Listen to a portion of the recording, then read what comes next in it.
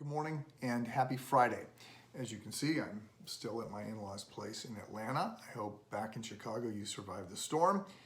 And as you know, if you're following along, we're still in Philippians 2. As a matter of fact, we haven't really gotten to the real gist of this passage. I believe that the Bible is divinely inspired. It's God's book, it's God's word, and that it's profitable for us to read and to study all of it.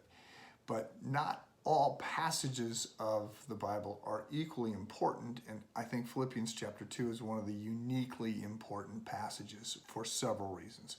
So far we've noted the importance of unity in the church and saying that while there's big issues that church has split over the last 2,000 years, we need to focus on those much closer to home, getting along with people around us.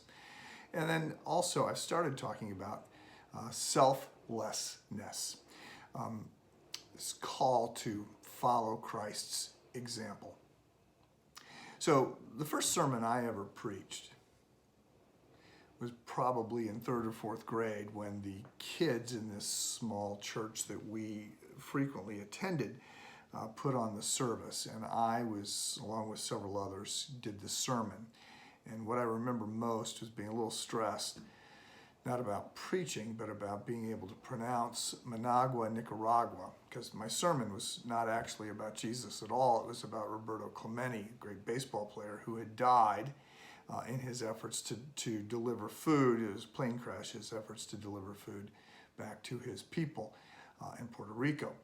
The second sermon I preached was actually not much more gospel-centered. It was in college. There was a scholarship for the best sermon that was delivered. Now, I didn't go to a Christian school. It had historic roots to a church, to the Methodist Church, and there was this scholarship that was in place, and I didn't figure anybody else knew about it. Somehow I had heard about it. It was, I don't know, $500 for the best sermon. I was sort of hoping that I'd win by virtue of the fact that no one else even entered. Two other guys entered. I'm pretty sure I got third out of the three. But what I remember, I preached on John 10:10, Christ saying, I've come that you might have life and might have it abundantly.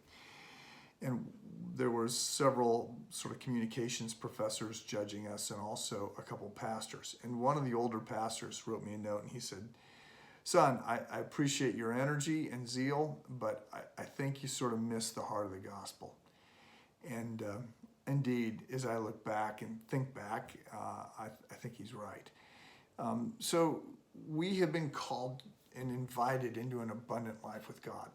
But there are those for whom that gets translated into something that is easy and fun and very self-absorbed. And it's sort of, at this end of the spectrum, we have, Nietzsche and Ayn Rand and all those people that are self-absorbed. And there's people that sort of can make the gospel about that. At this other end, we have what Jesus is calling us to. And it's not that we're supposed to think poorly about ourselves, that we're to feel bad about who we are, as much as we're just not to think about ourselves so often.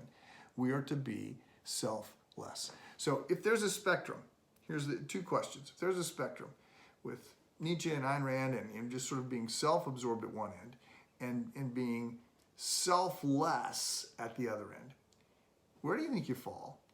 And secondly, where are you trying to be?